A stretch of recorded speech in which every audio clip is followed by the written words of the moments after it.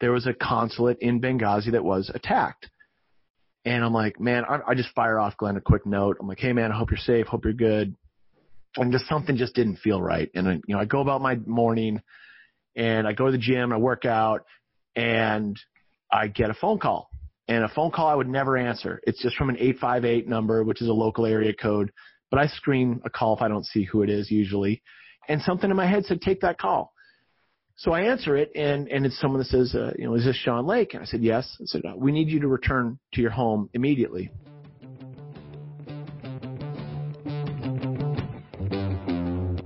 You're listening to Donnie Success Champions, where I believe everybody is on a journey. Life is all about the stories you can tell and teach later. You're going to hear the stories of people who have overcome hardships, failures, and life to find success along their journey.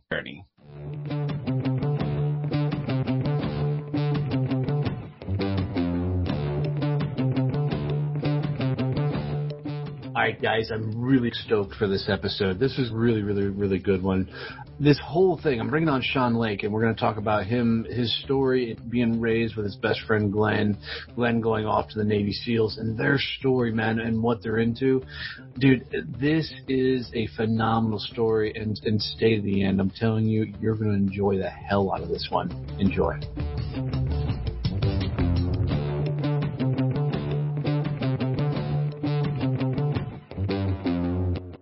All right, guys, this is going to be a cool episode. I was actually been really looking forward to this episode, this interview. Not that I don't look forward to all the other ones, but I don't read a whole lot about some of the people who come to my show. But the guy, Dean, who sent me the information, the dude sent me like an Encyclopedia Britannica on this guest coming up. So I'm Donnie Boivin. This is Donnie Success Champions, and I'm bringing on today my new friend who sounds as crazy as I am. So I bet there's going to be some smart assery that happens through this. But I'm bringing on Shaun Lake. Shaun, welcome to the show, my friend. Please tell us your story. Donnie, thanks for having me. Yeah, I guess the 10,000-foot view is I'm a Massachusetts skateboarder, college dropout, turned professional snowboarder, turned action sports marketer, turned guy who helps out with a charity, turned entrepreneur here in my 40s while trying to raise two young kids and with a young wife and getting it all done at the same time. Now, there's details behind that. Right. I mean, but all of that just screams, natural-born business person. I mean, that culmination and, none of that screams business owner at all. No, it screams like a guy who ran in the opposite direction of all adult responsibilities. No, so I grew up in Massachusetts. My best friend was a very like-minded individual, this guy, Glenn Doherty. We both kind of had this route to go to college and do your 4 years and graduate and then start a real job and get married and have kids and do all that. And we just had this fuck that kind of gene, this voice in our head that just said, no, there's so much adventure out there and so many things to do. So we basically tried to go to college, dropped out immediately, and moved to Utah to go he was a skier, and I had fallen in love with snowboarding. It was in the early 90s. It was a very young sport at the time. And we said, well, let's go become professional skiers and professional snowboarders, because that's a good dream at age 18 and 19. So, and lucrative. So we said, yeah, let's go out there. Let's go. And I immediately got a job as a dishwasher. Nice. And Glenn got a job as a chairlift operator. And we moved into this little apartment complex, and we're riding and skiing every day and working the night job and meeting new friends and having a blast. Zero responsibility other than remembering to bring your snowboard to the mountain the next day. And that was it. We actually did that for years. And then in the summer and the off season, the adventure couldn't happen on mountain. So Glenn became a river guide, and, we would paint houses, and he worked as a ranch hand. And there was all these like really eclectic experiences around that, go on a surf trip to Costa Rica or just having a big adventure. Everything had to involve doing something kind of to its fullest. I guess for, upon reflection at the time, we were just doing what felt natural to do. And when you're young and dumb and don't, it doesn't hurt as much, right? It does not hurt as much. No, you don't. You bounce right back. Right. And so we're having these experiences, and we're turned 24. All of our friends from Winchester, Massachusetts, where we grew up, they've all gotten jobs. They've all graduated. And all of a sudden, Glenn and I are kind of like, what's next? And Glenn and I had this big conversation about turning 25. And what does that mean? Now, at the time, I had become endorsed for snowboarding. So I had kind of lived my part of that dream. Like, I was getting my free gear and traveling and having these great experiences. And Glenn was in skiing, and skiing was not as lucrative as snowboarding was at that time in the 90s. So we kind of had this little sit down, and he said, hey, if I haven't made it as a pro skier by the time I turn 25, I'm going to join the Navy and become a SEAL. Now, this is in the 90s. Yep. The only knowledge of SEALs that was out there was a movie starring Charlie Sheen. And I'm like, what? And he said, well, yeah, I remember last summer I went to Costa Rica, and I went on the surf trip, and I met these guys on the beach, and they were Navy SEALs. And they told me I had what it takes, and it kind of stuck with them. And I looked at them, and I was like, wow, well, I'm snowboarding, and I'm kind of doing what I wanted to set out to do, so I'm going to go back to college and get my degree. Like, I know that's out there. And we kind of had our plans. Turn 25, I go back to school, and Glenn is either a pro skier or he joins the Navy. Well, we turned 25. I registered for classes at the local college, and Glenn and I talk, and he's like, I'm going to join the Navy. I didn't make it as a skier. And he was really talented, but it just wasn't the right time. So I drove him to the recruiter. He walks in, signs his paper, and that's it. 9 months later, he's done with basic, and he's graduating from BUD/S. And so all of us riffraff Utah guys that are all the ski bums, we all cruise down to Coronado and go to Glenn's BUD/S graduation. Actually, I'll be honest about this one. I missed his BUD/S graduation because we were so hungover from partying the night before that we walked in like literally like a minute after. Yeah. Now tell me, you guys showed up to that all, in my only way I can put it, surf guy out, with your long hair, you're unkempt as hell, and you're going to a BUD/S graduation. Oh yeah. Oh yeah. So there's Glenn. He's up there with, with the graduating class. And this motley crew pours in the back. And it was like, a pin drops and everyone hears it.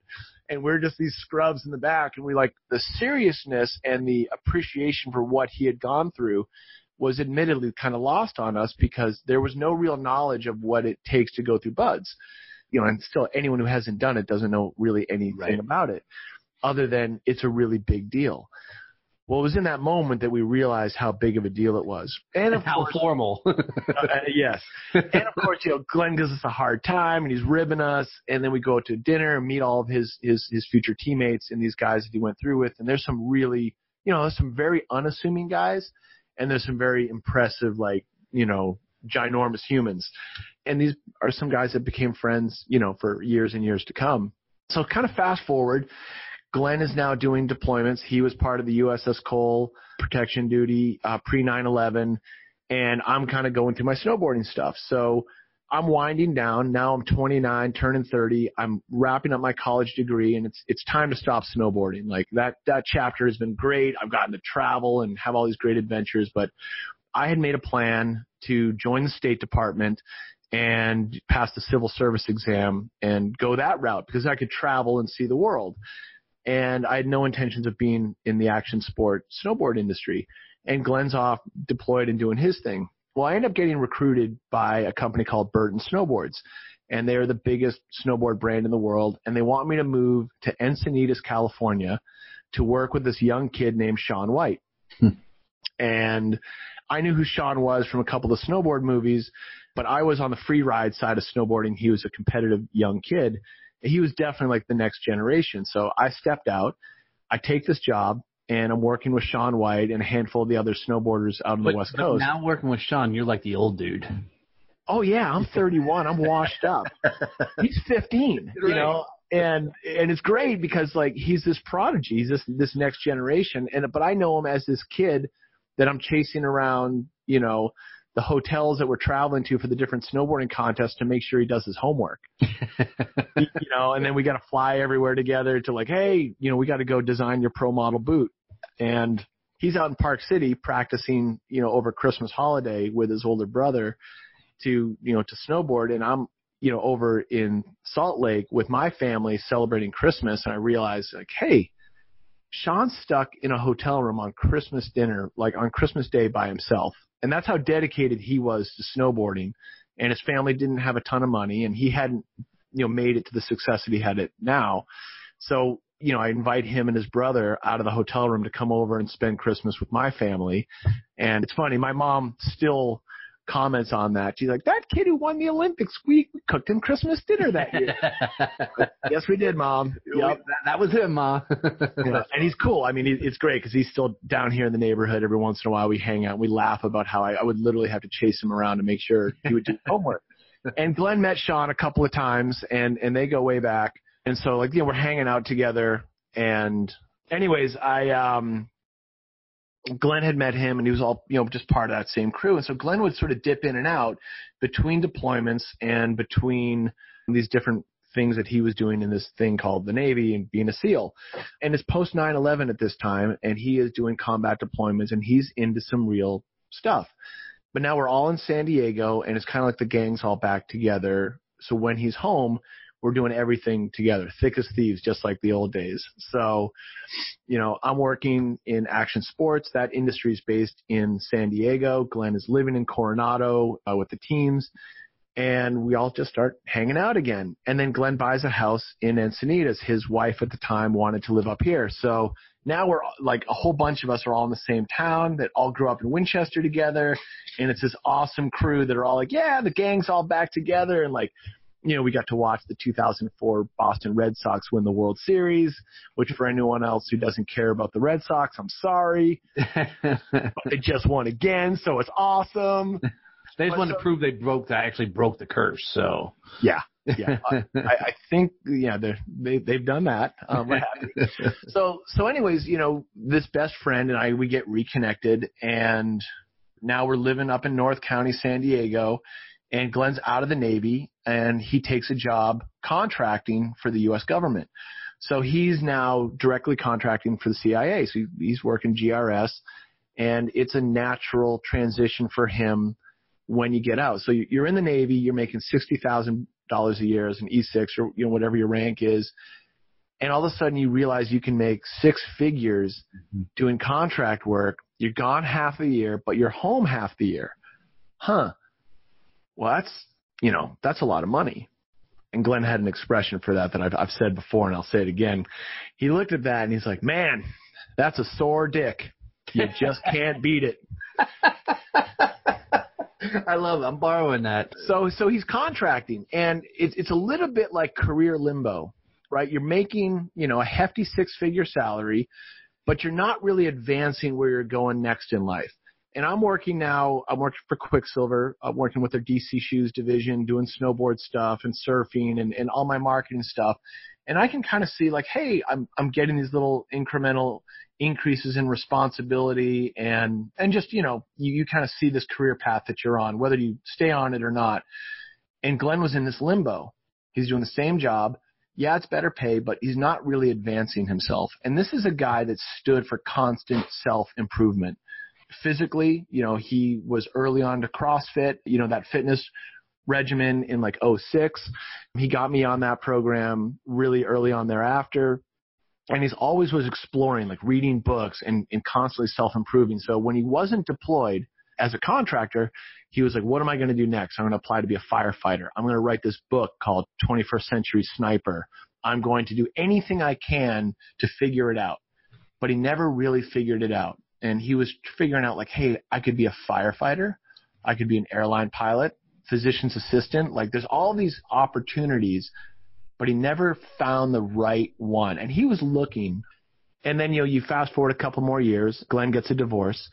And then I get a divorce soon after that. And next thing you know, we're two 40-year-old guys that are roommates in Encinitas that are both coaching CrossFit at this gym in Encinitas called SEAL Fit. It's owned by a former Navy SEAL, this guy Mark Devine, he's a bit of a SEAL celebrity, and he's one of our buddies. We all live in the same town, and we're coaching at his gym, and we're a part of this great community, but it's kind of limbo for Glenn, and he's looking for what's next. Well, fast forward to 2012, and he gets stationed in Tripoli. And it's fall of 2012, so he goes over to Libya. And, everyone knows what happened after that. Or if you don't remember, that's when the attacks in Benghazi happened. So all of a sudden it's 9/11, 9/12, and, I get this little blip on the news going to bed on 9/11 saying there's some sort of skirmish is happening over there. And I'm like, Benghazi, Libya. Well, Glenn's in Tripoli. That's way far away from there. So, no big deal. I wake up the next morning and it's on the news again. It's something about a movie and there's some confusion around it, but there was a consulate in Benghazi that was attacked. And I'm like, man, I just fire off Glenn a quick note. I'm like, hey man, I hope you're safe. Hope you're good. And something just didn't feel right. And I go about my morning and I go to the gym and I work out and I get a phone call. And a phone call I would never answer. It's just from an 858 number, which is a local area code. But I screen a call if I don't see who it is usually. And something in my head said, take that call. So I answer it, and it's someone that says, is this Shaun Lake? And I said, yes. I said, we need you to return to your home immediately. And I said, what's going on? I said, well, we're coworkers of Glenn's. We need you to get to the house. And I just was like, oh, shit. And so, I drive to the house. And Donnie, no kidding, it's right out of a movie. There's two big black SUVs parked right in front of my house with a couple folks in black suits. And, we walk into my house, we walk into the backyard, we sit down, and they tell me that Glenn's died. And they tell me that they can't tell me a lot. They don't know what's going on, but I'm listed as Glenn's next of kin. And I'm the executor of his estate. So, Glenn and I had left all of our worldly responsibilities to each other as two best friends do. Like, there's no wives, there's no overhead, and we wanted each other to manage each other's debt, as the joke would go. But here I am in this moment, and I'm like, oh shit, like this is real. And we're in this immediate grief cycle is met with, I got to tell everyone, and I have to act on this, and I have to jump into action. Now Glenn, so you understand, Glenn was a former Navy SEAL.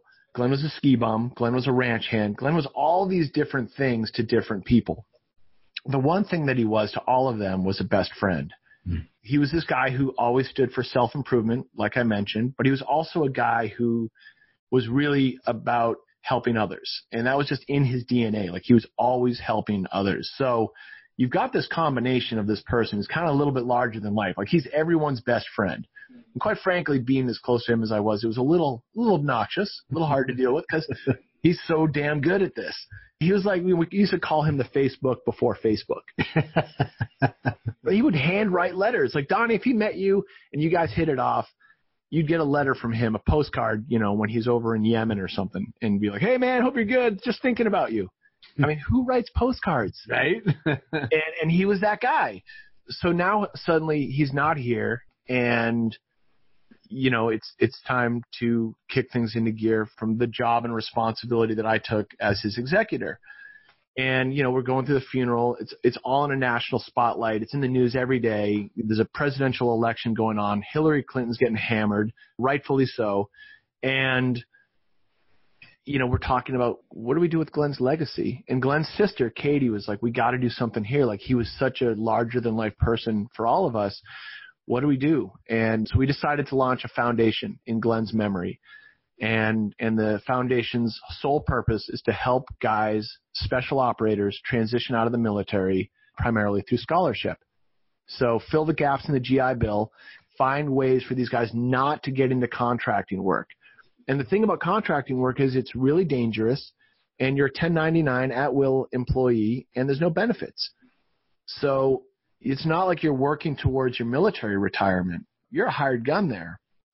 And let's help guys like plan for the future. So I go from action sports marketing and kind of, just run around person to now I'm helping out with this charity. Well, fast forward a couple of years and Benghazi's still in the news. And part of this, being in charge of Glenn's legacy, the foundation is one part of it. Another part of it is the whole life insurance component. And I end up going to Congress a couple of times to work with, the Benghazi congressional hearings. So I'm meeting with Trey Gowdy and Elijah Cummings, and these are like big name congressmen. And I'm just Glenn's best friend, but I'm the chosen representative to talk about Glenn in this situation. And one of the things we talk about is how Glenn's employers denied Glenn's life insurance benefit.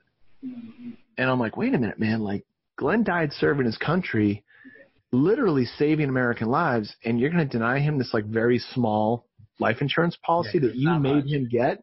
It's not much, but it was a gesture. And this was money that's meant to go to his family and is meant to go and help them out. And if nothing else, a symbolic gesture of appreciation for his service. So that's my next fight, is his sister and I are battling that out with the CIA. And they're nice about it, but there's a lot of red tape and just government, procedures and policies and crap that we have to navigate. So it takes a couple of years, and not out of the blue, after several meetings with, Director John Brennan and some of the legal staff in the CIA, we get this notification through the attorneys that were helping us, this law firm K&L Gates, they've been phenomenal in representing the family, that the CIA has decided to retroactively go back in time to 1982 from the attacks in Beirut all the way through then, which was 2014, and find every single family that they didn't pay the death benefit for when they were killed serving their country as a contractor, and pay them. We're talking about 50-plus families.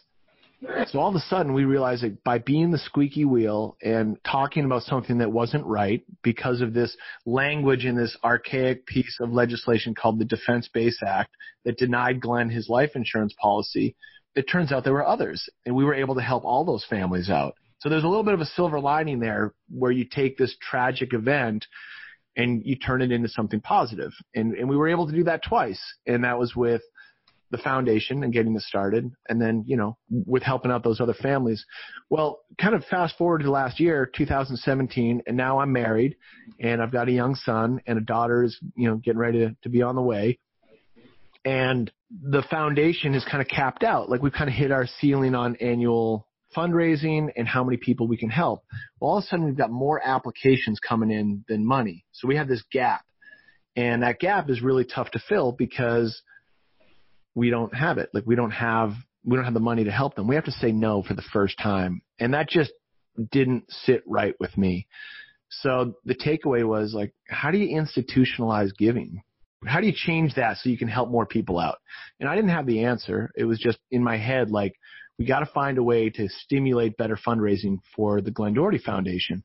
I go home from a trip, and I come home, and my wife has a tub of collagen protein on the counter. And she says, I want you to start taking this. And now my wife is several years younger than I am. And I'm opening myself up for the podcast. Yeah, it's coming. So she's 14 years younger than I am. Damn, brother. Well, hey, she just wanted you to be able to keep up. I get it. That's it. Literally the line she gave me, Donnie, was, you're not getting any younger. Take it. Thanks, hon. Yeah, my wife is 7 years younger than me. I get it. Oh, yes. Yeah. When you want to watch Fast Times at Ridgemont High and she wants to watch Clueless, right? The difference there.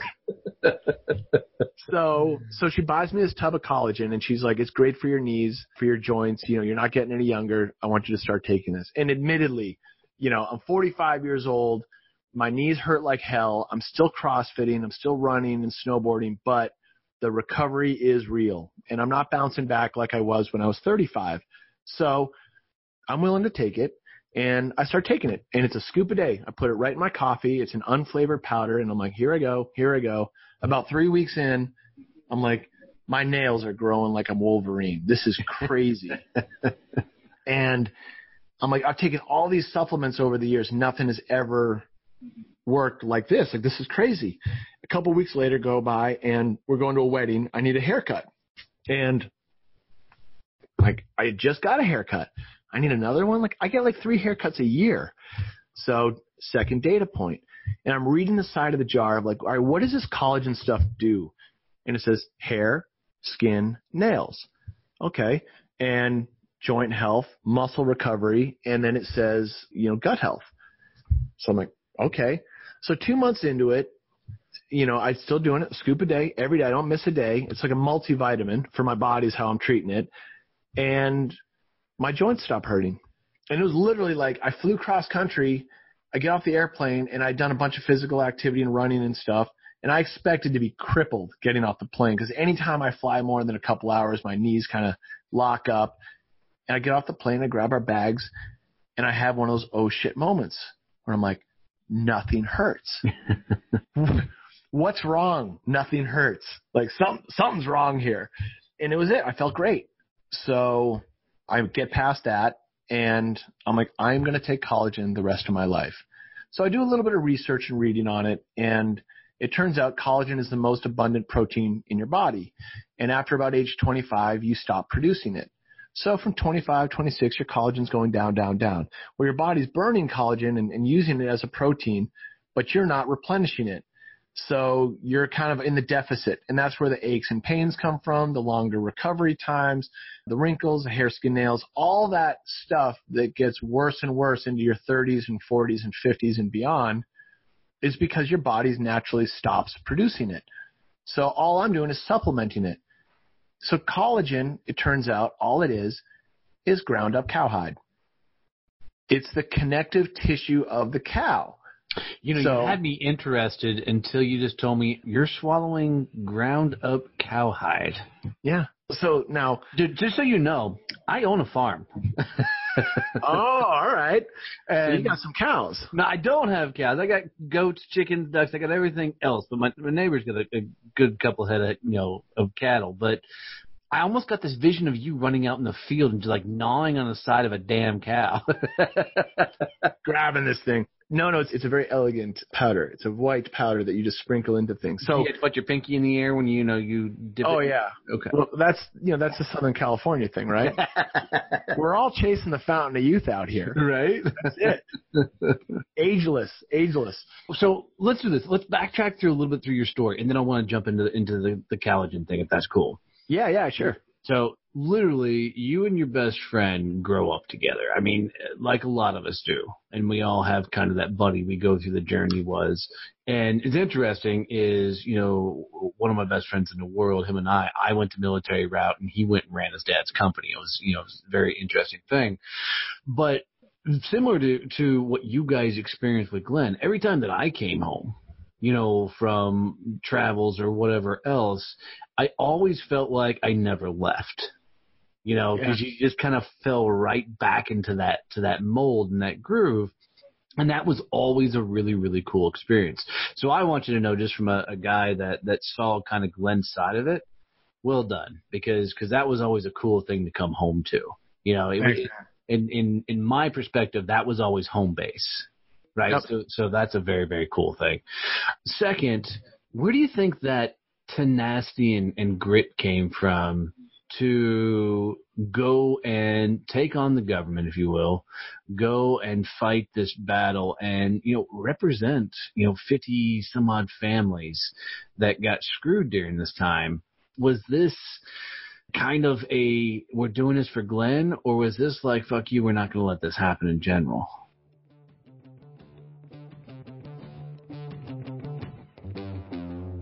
Hey guys, it's Donnie here, and I just want to let you know that we've recently launched a content development company, and this company helps people get social content. You need to put out a lot of content nowadays to get engagement out there in all your social platforms. Well, we've come up with a really cool way to help you get videos, blog posts, memes, social posters, and infographics for whatever social site you need.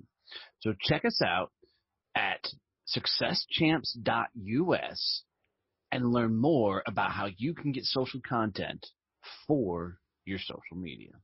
Support for this podcast comes from Point Blank Safety Services and Blue Family Fund. Blue Family Fund, helping dependents of law enforcement families on their journeys. Blue Family Fund is a nonprofit that raises funds and offers financial support through higher education scholarships for dependents of law enforcement officers and by providing financial assistance for families of fallen law enforcement officers. Every dollar donated will go to the families of police officers, either through scholarships to dependents of police officers or as aid to fallen officers' families. Visit us at bluefamilyfund.com.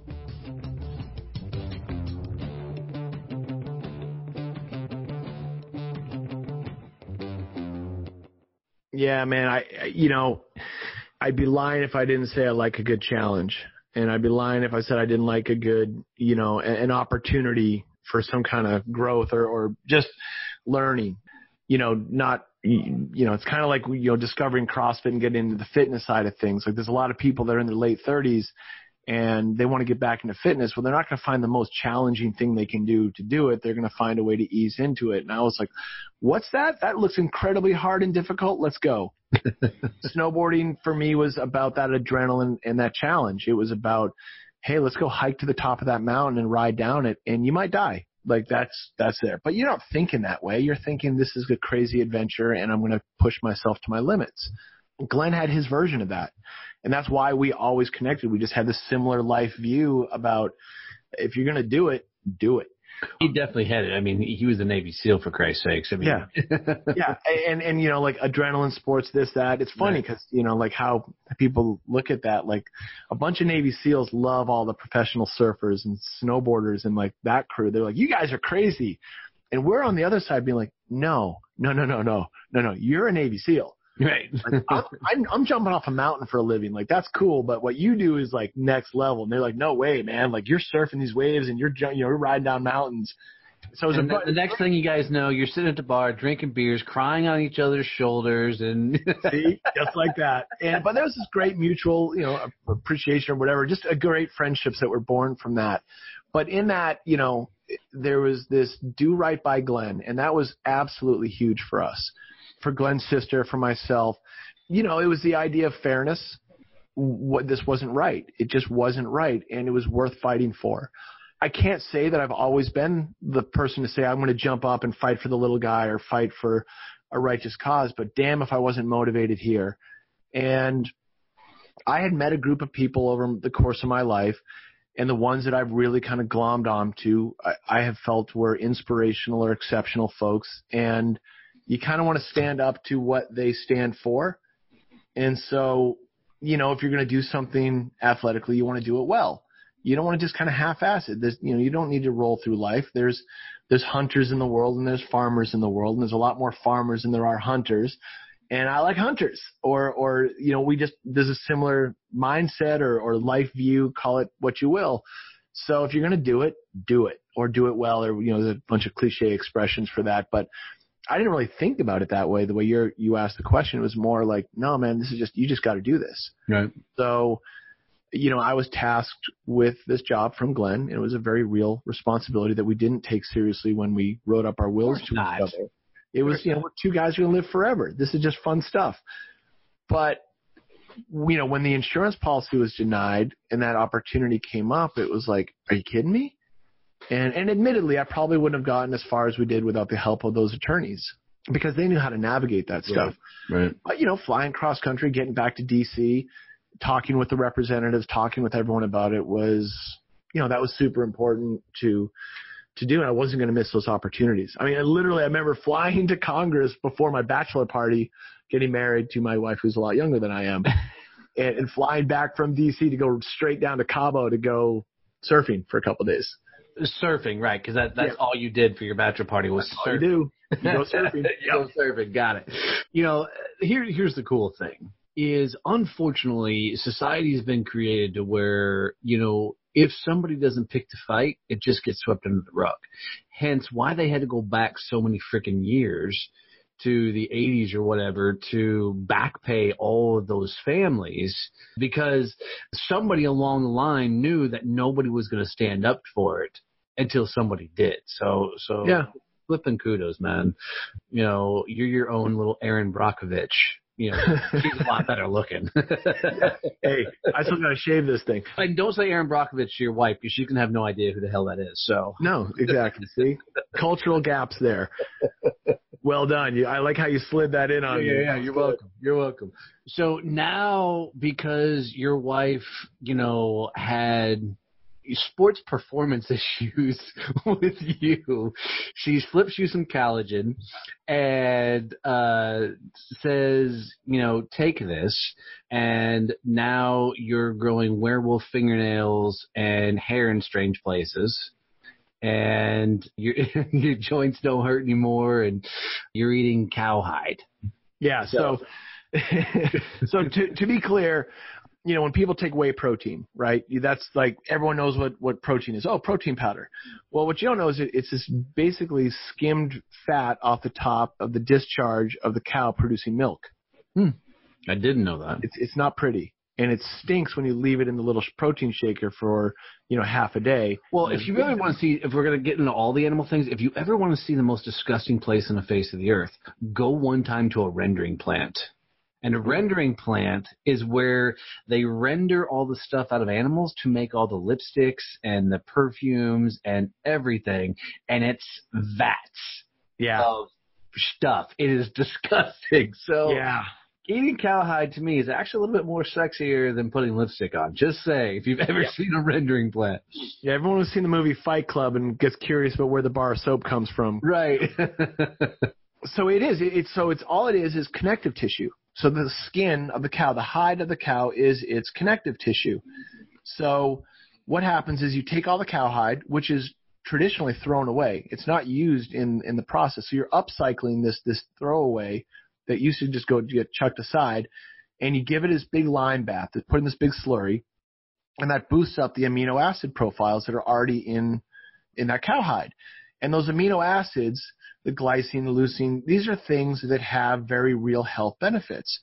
And you put it in this slime bath, and then you dry it out, and you grind it into powder, and you basically throw it into a jar. And so unlike a whey protein that has this dairy component to it, this is just... All right, just for the record, so my rednecks listening to the show, because I know there's some of you, do not go out and skin a cow and dump it in a lime bath and freaking try and dry the thing out to grind it. All right, let somebody else handle that. Yeah, leave that to the professionals. Talk about a stinky process. I can't even imagine. But it's a really neat, simple process for what it does. Like the end product, wow, bovine hide, that's it. That's all that's in the jar. Like you look at the ingredients and it's this one thing. And I'm having this like crazy 45-year-old euphoric, like life experience where I'm like, I feel great. I'm bouncing back. I'm back to lifting again. I'm running faster. My recovery's there. And I'm just like, I'm on this stuff for life.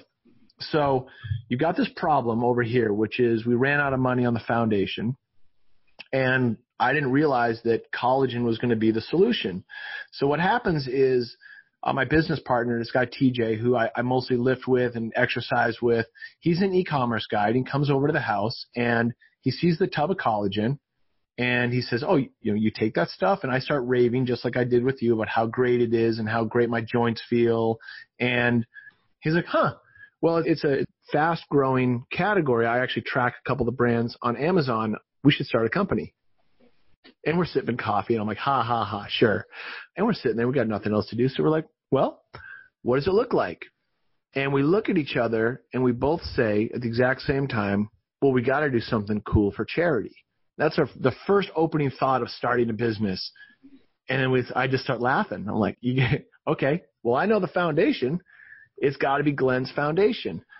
And we set out right from there saying, like, well, what does do something cool mean? So we jumped online, and we're like, well, what does Patagonia do? What does Tom's Shoes do? What do these like really well-known charitable-minded brands do? And it turns out they all do like 1% to 3% of net profits. And that's considered really, really good. And so we kind of looked at each other and we said, well, fuck that. Let's do 10.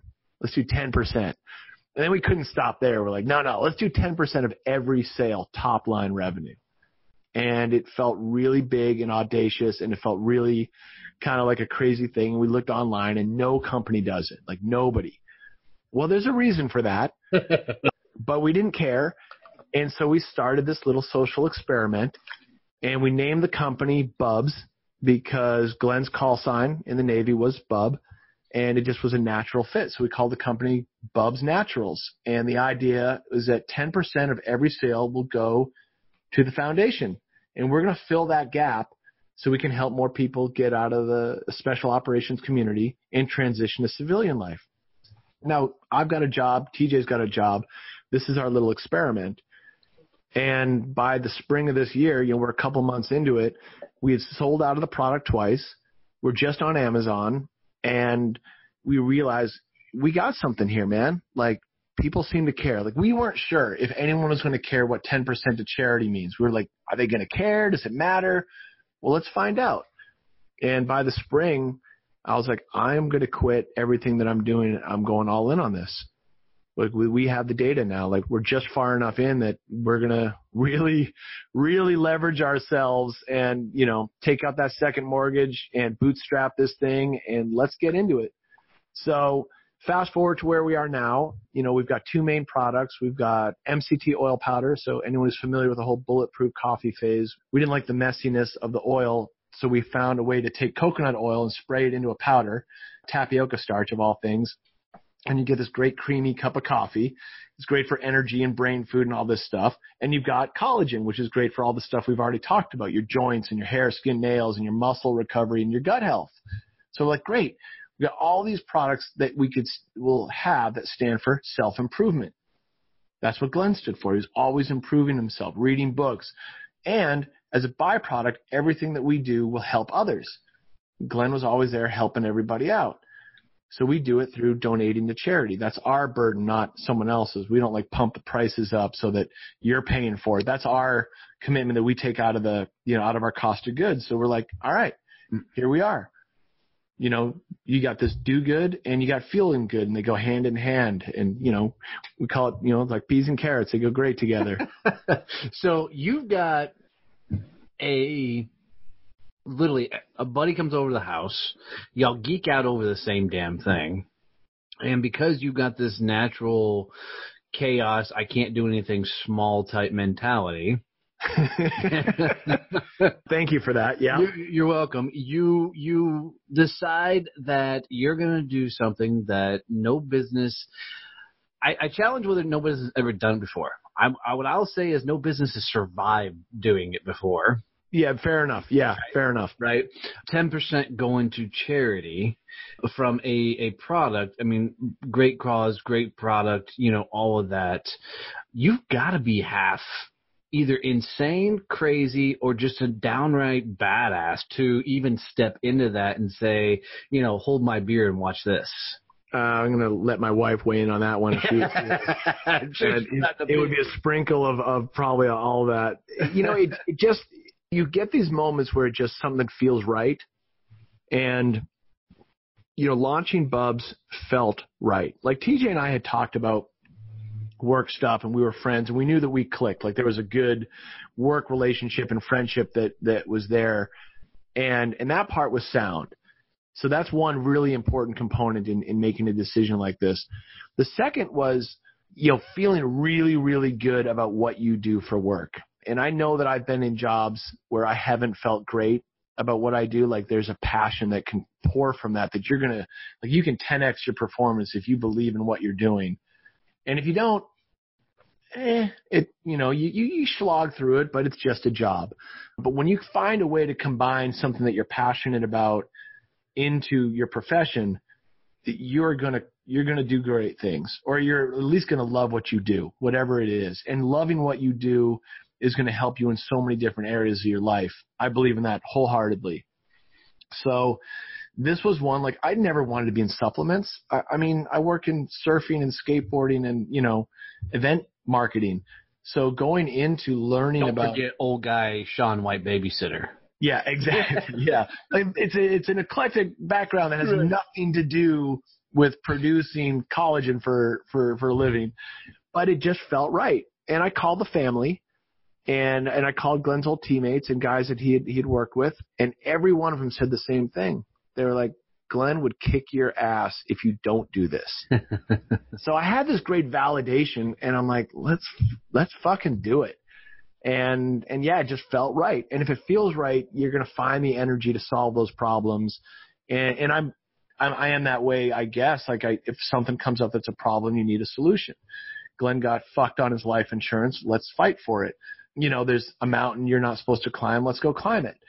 And it just, it feels right. And it's nothing crazy to me, the life risk factor, the way I look at it. But yeah, I mean, it was just the right thing to do. And we didn't know, we had no idea if anyone would care, but we're about to write the last check of the year to the foundation. and we will have given just over $47,000 to Glenn's foundation in 1 year. And I look at that and I'm like, man, like so much more than I thought we were going to do. But that's it. Like, it was that opportunity, and knowing that, everything we do has got to pass this Glenn litmus test, this bub test of quality, and just deliver on its promise. Just like what I love about that, just that last statement is, you've got all of his buddies that he served with that are all, Navy SEAL guys, and every one of those is got one hand or one eyeball watching this whole thing. And if you fuck up, right, they're on your ass, dude. So you got that behind you because, working with military guys and you work with the buddies, I mean, there is a certain level of camaraderie and standard, and you can't attach the Navy SEAL thing to anything without that, knowing that you're carrying one hell of a burden, knowing that not only you're representing Glenn, but you're also representing what he looked for. So way to really take on a big-ass challenge. Try not to think of that side because I get real nervous thinking about guys like Mikey Ritland or Shane Hyatt showing up at my door being like, hey, man, look at that last batch showed up at the house, and it wasn't that good. And don't worry, I've got a couple of other Navy SEALs that have been on the show that listen to a lot of episodes, so you're about to get a couple more guys live with eyeballs on this, so no pressure. Yeah, well, I tell you, that's the thing. Like, I welcome that challenge because, like, I know this is going to work. Like, from a personal experience in the science or whatever, but like sending it out to the guys like Mike Ritland who cares about diet, or Shane, and having them be like, yeah, send me more. Like, I love this stuff. And that kind of like, hey, it works. And that validation that's motivation too. I mean, yeah, don't screw it up, but also capitalize on the opportunity to help more guys out and drive it forward, and just make something great happen out of something horrible. I'd trade everything to have Glenn around and doing exactly what we were doing 6 years ago. Well, you can't change that, but you can definitely change how you treat the world moving forward. Yeah. And I guess that was kind of it. And, I mean, yeah, I'm insane for trying to start a business with, I've got a 9-month-old daughter, a 2.5-year-old son. This is not normally when people take massive risks. And I'm going to argue that. I'm going to argue that because every entrepreneur I met has been in the midst of chaos when they launched their company. So welcome to the party. Amen. Oh, it is the party, all right. Guaranteed. And I didn't know this until I started my own business. You got to be batshit crazy to want to really run your own company and take that much responsibility on your shoulders, especially when you start having people working for you and everything else, because the responsibility just goes through the freaking roof. Yeah. No, you're absolutely. I mean, that responsibility and everything you just said, truth. And I'd be lying if I didn't say yes. It's probably a little bit more than I could have, should have. But again, man, when it feels right, you find that 10x or that multiple to just get your shit done. And, it has felt so right. And it's not the kind of right that, is like, hey, it's a great idea. And then the next day, you're like, nah, I'm not into it. Every day it's getting more and more energized and charged up. I mean, we felt so proud about the product and that side to it that we're like, hey, let's go get NSF certified. Like, let's go for this big deal, right? And it's a really big deal in the supplement space if you get this certification. And we're like, yeah, like we could sell to grocery stores and we'll have this validation, this stamp on our jar that says, hey, we're this quality. Well, we didn't realize, like, you can also sell to professional sports teams when you have that highest level of NSF for sport certification. And so now we're the collagen provider for the Texas Rangers, for the New York Mets.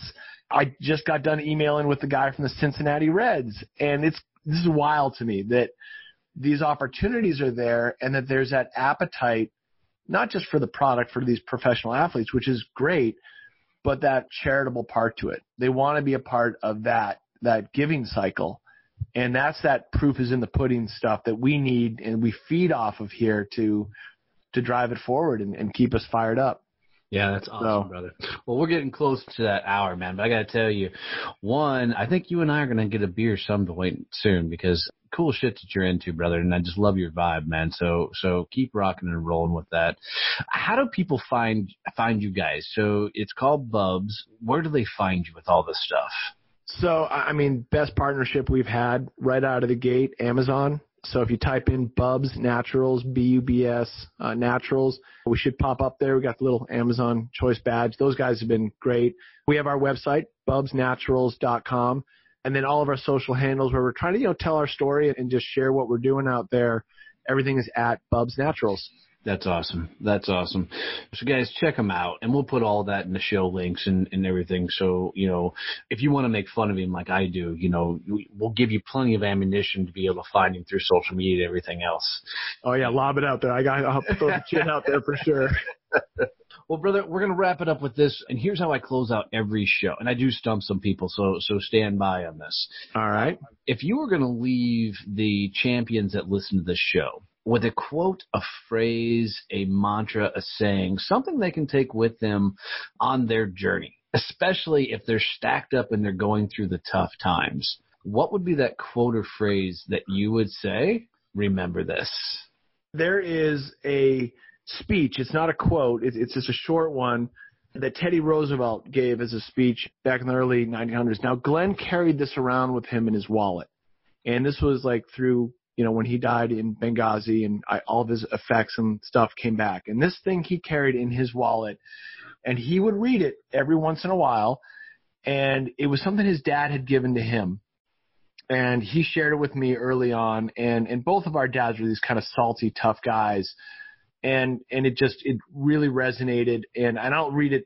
I can't give it verbatim, so I'll butcher it. So I'm going to just read it proper here. Do it. It is not the critic who counts, not the man who points out how the strong man stumbles, or where the doer of deeds could have done them better. The credit belongs to the man who is actually in the arena, whose face is marred by dust and sweat and blood, who strives valiantly, who errs, who comes up short again and again, because there is no effort without error and shortcoming, but who actually does strive to do the deeds, who knows great enthusiasms, the great devotions, who spends himself in a worthy cause, who at the best knows in the end the triumph of high achievement, and who at the worst, if he fails, at least fails while daring greatly, so that his place shall never be with those cold and timid souls who neither know victory nor defeat. That's awesome, dude. Well said. Well said. I did not see that coming, but it's like it's always right there. And I'm like, I need to memorize that because I could not say that. But that's it, man. It's like, go do it and awesome. And get into it. So, well, brother, I got to tell you, it's been an honor having you on the show and sharing your story with us, dude. Keep rocking and rolling. And don't worry, some of us will be watching the journey because I'm guarantee it's going to be a fun ride for you, man. So keep it up. I appreciate that, Donnie. Thanks for having me on here. Cheers.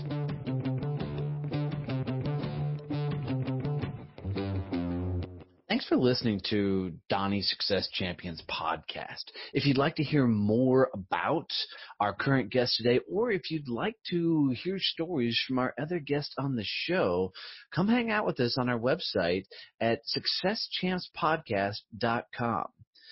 I really appreciate you tuning in. If you need to reach out to me for any reason, you can catch me at Donnie@DonnieBoivin.com.